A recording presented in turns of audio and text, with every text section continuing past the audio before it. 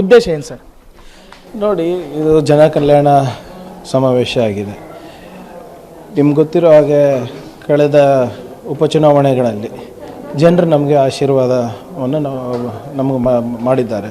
So ಅವರಿಗೆ ಒಂದು ಅಭಿನಂದನೆ ಸಲ್ಲಿಸುವ ನಿಟ್ಟಿನಲ್ಲಿ ಇವತ್ತು ನಾವು ಎಲ್ಲ ಜನರು ಇವತ್ತಿಲ್ಲಿ ಬಂದಿದ್ದೇವೆ ಮತ್ತು ಎಲ್ಲ ಸಮಾಜದ ಪ್ರತಿಯೊಂದು ವರ್ಗ ಕೂಡ ಇವತ್ತು ಸೇರಿ ಒಂದು ಶಕ್ತಿ ಪ್ರದರ್ಶನದ ಮೂಲಕ ನಾವು ನಮ್ಮ ಕೆಲಸಗಳನ್ನು ಜನರ ಮುಂದೆ ಇಡಲಿಕ್ಕೆ ಪ್ರಯತ್ನ ಮಾಡಿ. ಸರ್, ಇದು ಮೊದಲು ಸ್ವಾಭಿಮಾನಿ ಸಮಾವೇಶ ಅಂತೇಳಿ ಆಯೋಜನೆ ಮಾಡಿ ಆನಂತರ ಜನ ಕಲ್ಯಾಣ ಸಮಾವೇಶವಾಗಿ ಪರಿವರ್ತನೆ ಆಗಿದೆ. ಇದು ಸಿದ್ದರಾಮಯ್ಯ ಅವರ ಶಕ್ತಿ ಪ್ರದರ್ಶನ ಅಥವಾ ಪಕ್ಷದ ಸಂಘಟನೆ ಕಾರ್ಯಕ್ರಮ ಸರ್? ಅಂದರೆ ಇವಾಗ ಯಾರು ಜನ ಕಲ್ಯಾಣ ಸಮಾವೇಶಕ್ಕೆ ಬರ್ತಾ ಇದ್ದಾರೆ ಅವ್ರು ಸ್ವಾಭಿಮಾನಿಗಳಲ್ವಾ? ಸ್ವಾಭಿಮಾನಿಗಳೇ ಅಲ್ವಾ? ನೋಡಿ, ನಮ್ಮ 5 ಗ್ಯಾರಂಟಿ ಏನಿದೆ, ಆರ್ಥಿಕ ಸಮಾನತೆ, ಸಾಮಾಜಿಕ ಸಮಾನತೆ, ಸಂವಿಧಾನದ ಆಶಯಗಳನ್ನು ಅನುಷ್ಠಾನಕ್ಕೆ ತರ್ತಾ ಇದ್ದೀವಿ 5 ಗ್ಯಾರಂಟಿಗಳ ಮುಖಾಂತರ. ಒಂದು ಸ್ವಾಭಿಮಾನದ ಬದುಕನ್ನು ನಾವು ಜನರಿಗೆ ಕೊಡ್ತಾ ಇದ್ದೀವಿ. ಅದ್ರ ಸಮಾವೇಶ ಇದು. ಇದರಿಂದ ಪಕ್ಷಕ್ಕೂ ಏನು ಬಲ ಸಿಗುತ್ತೆ, ಸರ್ಕಾರಕ್ಕೂ ಬಲ ಸಿಗುತ್ತೆ, ಸಿದ್ದರಾಮಯ್ಯ ಅವರಿಗೂ ಸಿಗುತ್ತೆ, ಖರ್ಗೆ ಅವರಿಗೂ ಸಿಗುತ್ತೆ, DK ಶಿವಕುಮಾರ್ ಅವರಿಗೂ ಸಿಗುತ್ತೆ.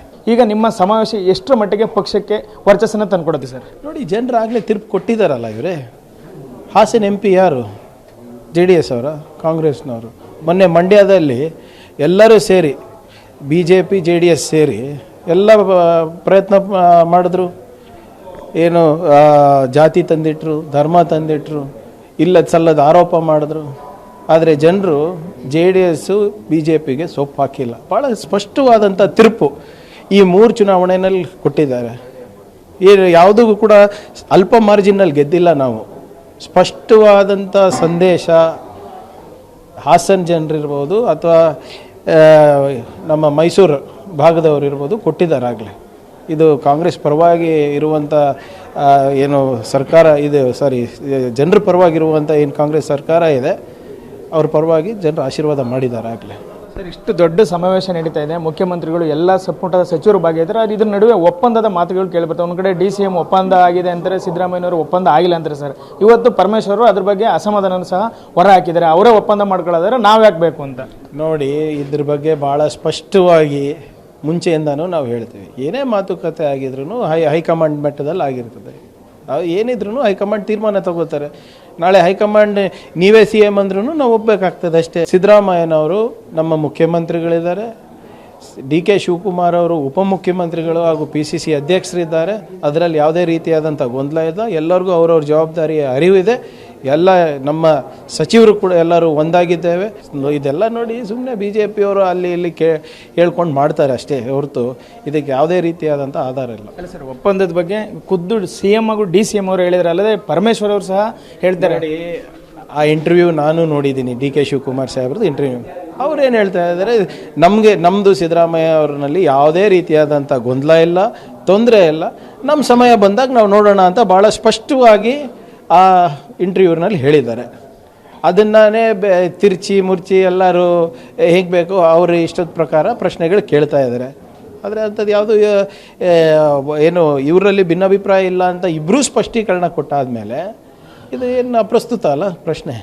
ಸರ್, ಕಡೆಯದಾಗಿ ಹಾಸನದಲ್ಲೇ ಈ ಸಮಾವೇಶ ಯಾಕೆ ಮಾಡಿದೆ ಸರ್? ಇದರಿಂದ ರಾಜ್ಯ ಜನತೆಗೆ ಹಾಗೂ ವಿರೋಧ ಪಕ್ಷಗಳು ಏನು ಸಂದೇಶವನ್ನು ಕೊಡ್ತಾ ಇರಲಿಲ್ಲ? ಹಾಸನದಲ್ಲೇ ಯಾಕೆ ಮಾಡಿ ನೀವು ಸಂತೋಷ ಪಡಬೇಕು. ಇಡೀ ಸರ್ಕಾರ ಹಾಸನಕ್ಕೆ ಬಂದಿದೆ. ಇಲ್ಲಿನ ಅಭಿವೃದ್ಧಿ ಪರವಾಗಿ ಕಾಳಜಿ ಮಾಡ್ಕೊಂಡು ಬಂದಿದೆ. ಹಾಸನದಲ್ಲೇ ಯಾಕೆ ಮಾಡಬೇಕು? ಹಾಸನದಲ್ಲೇ ಯಾಕೆ ಮಾಡಬಾರ್ದು?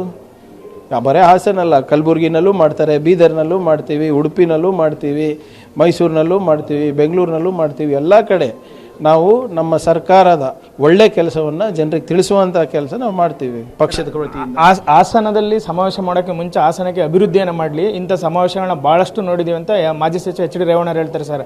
ಇನ್ನೊಂದೆಡೆ ಇಲ್ಲಿನ ಸ್ಥಳೀಯ ಶಾಸಕರು ಹೇಳ್ತಾರೆ ಬಿಡುಗಾಸು ಅನುದಾನ ಕೊಡ್ತಿಲ್ಲ, ಮೊದಲು ಅನುದಾನವನ್ನು ಕೊಡಲಿ ಆಮೇಲೆ ಇಲ್ಲಿ ಸಮಾವೇಶವನ್ನು ಮಾಡಲಿ ಅಂತ. ಕರ್ನಾಟಕದ ಜನರ ಅಭಿವೃದ್ಧಿ ಪರವಾಗಿ ರೇವಣ್ಣ ಅವರು ಚಿಂತೆ ಮಾಡೋದು ಬೇಕಾಗಿಲ್ಲ. ಫಸ್ಟು ಮನೆ ಮಕ್ಕಳನ್ನ ಕರೆಕ್ಟಾಗಿ ನೋಡ್ಕೊಳ್ಳಿ ಸಾಕು.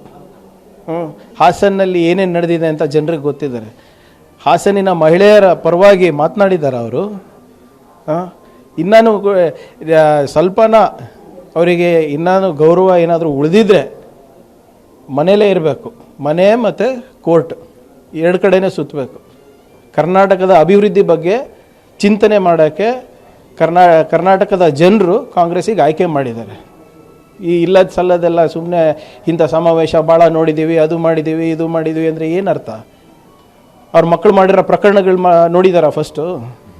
ಅದ್ರ ಮೇಲೆ ಫಸ್ಟು ಮನೆ ಸರಿ ಮಾಡ್ಕೊಳ್ಳಿ, ಅದಾದಮೇಲೆ ಬಂದು ಸರ್ಕಾರದ ಬಗ್ಗೆ, ಕರ್ನಾಟಕದ ಜನರ ಬಗ್ಗೆ ಮಾತಾಡೋಕ್ಕೆ ಹೋಗಲಿ ಆಮೇಲೆ ಅವರು. ಕಡೆಯದಾಗಿ ಈ ಸ್ಥಳೀಯ ಶಾಸಕರು ಸಹ ಒಂದು ಆರೋಪವನ್ನು ಮಾಡ್ತಾರೆ. ಸರ್ಕಾರ ಬಂದು 2 ವರ್ಷ ಆಗ್ತಾ ಬರ್ತಿದೆ, ಗ್ಯಾರಂಟಿಗೋಸ್ಕರ ಸರಿಯಾಗಿ ಅನುದಾನವನ್ನು ಕೊಡ್ತಿಲ್ಲ, ಇಂಥ ಸಂದರ್ಭದಲ್ಲಿ ಅವರು ರಾಜಕೀಯಕ್ಕೋಸ್ಕರ ಸಮಾವೇಶವನ್ನು ಮಾಡ್ತಿದ್ದಾರೆ ಅಂತ.